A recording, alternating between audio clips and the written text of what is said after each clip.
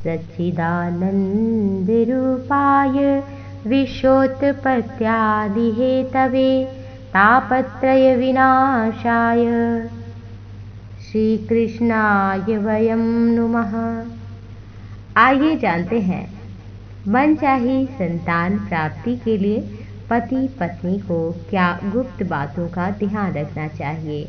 भगवान श्री हरि के पाद पल्लवों में प्रणाम करते हुए बाल गोपाल के चरणों में वंदन करते हुए आइए जानते हैं।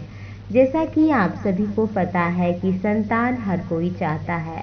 कभी पुत्र हो जाता है तो पुत्री नहीं होती, कभी पुत्री हो जाती है तो पुत्र नहीं होता।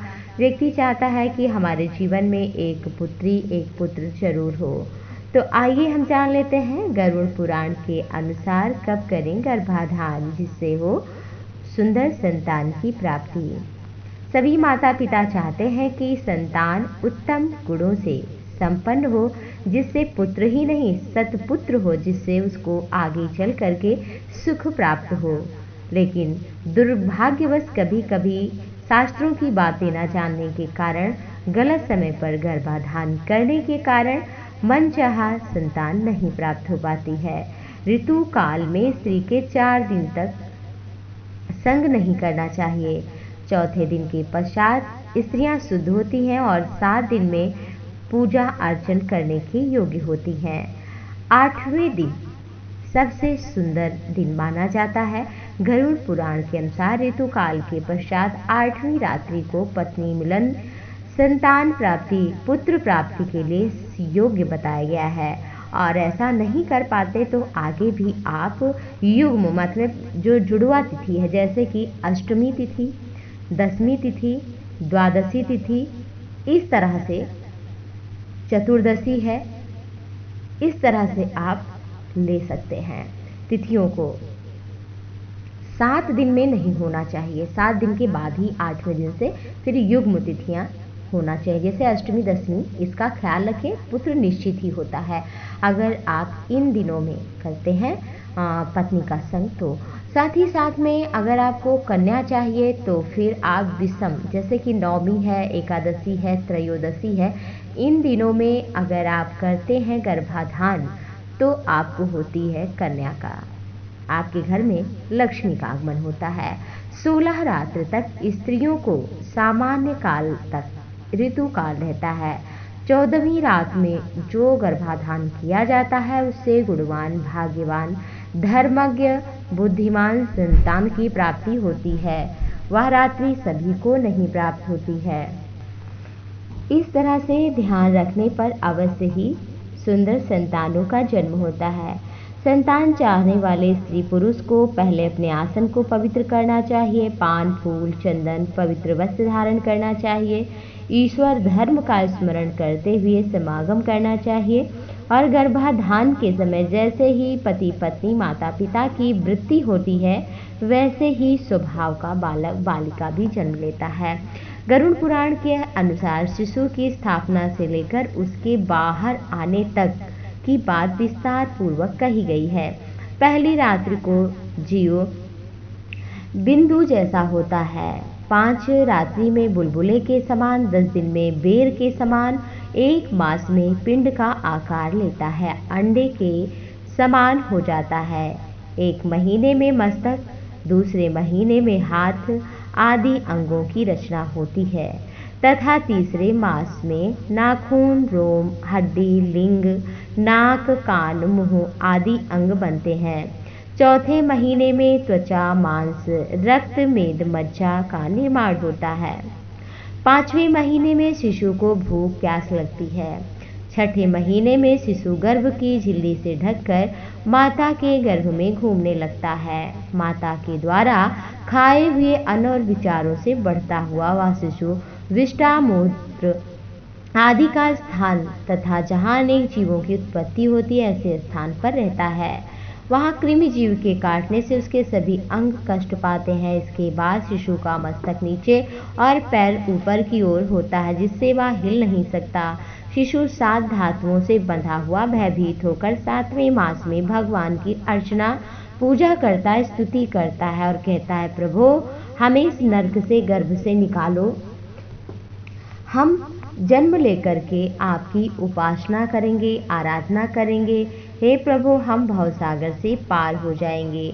गर्भस्थ शिशु गर्भ में अपने प्रभु से ये वादा करके आता है, परंतु जब वो माया में इस संसार में आता है तो वो सब कुछ करता है, लेकिन ईश्वर भजन भूल जाता है।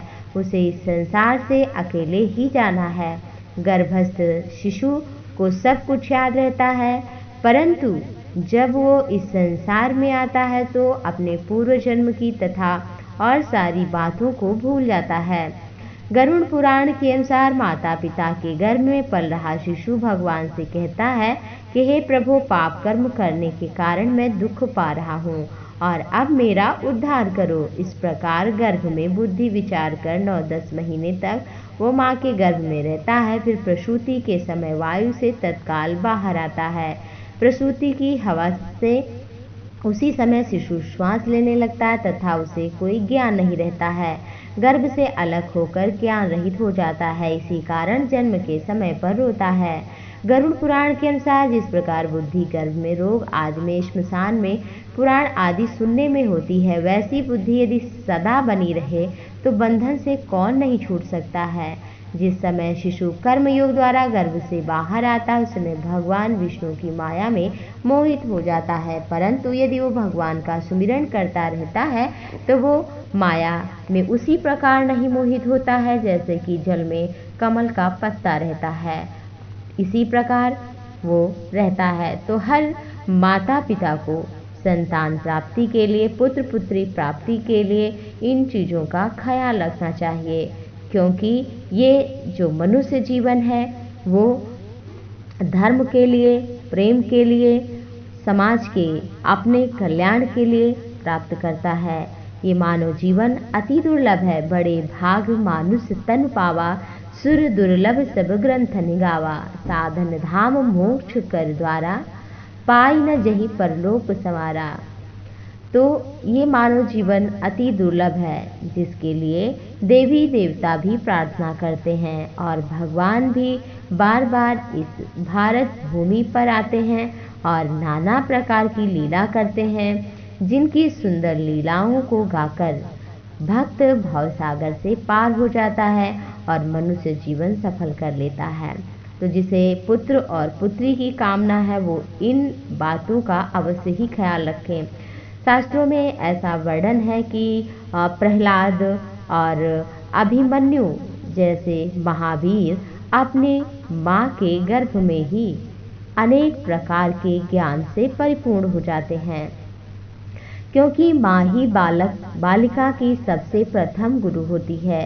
जिस प्रकार माता पिता का चिंतन होता है उसी प्रकार संतान भी होती है, और 9 महीने तो सबसे निकट माँ ही रहती है। इसलिए माँ को गर्भ में जब बालक बालिका हो तो क्रोध नहीं करना चाहिए और तामसी विचार नहीं लाना चाहिए, सात्विक आहार ग्रहण करना चाहिए, प्रसन्न रहना चाहिए और शास्त्रों का अध्ययन करना चाहिए, ईश्वर का, महापुरुषों का सुमिरन करना चाहिए, क्योंकि जैसा माँ चिंतन करेगी वैसा ही अपने बालक बालिका का वो निर्माण करती है।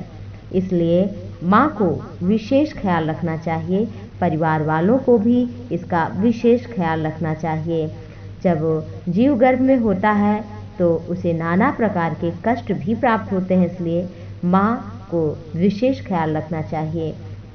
अगर आप सभी को भी इच्छा है इस प्रकार की संतान ही नहीं, सुंदर संतान आचार विचार से युक्त हो, तो इन सभी बातों का शास्त्र के अनुसार जो भी हमारे शास्त्रों में नियम बताए गए हैं उनका अवश्य ही पालन करना चाहिए।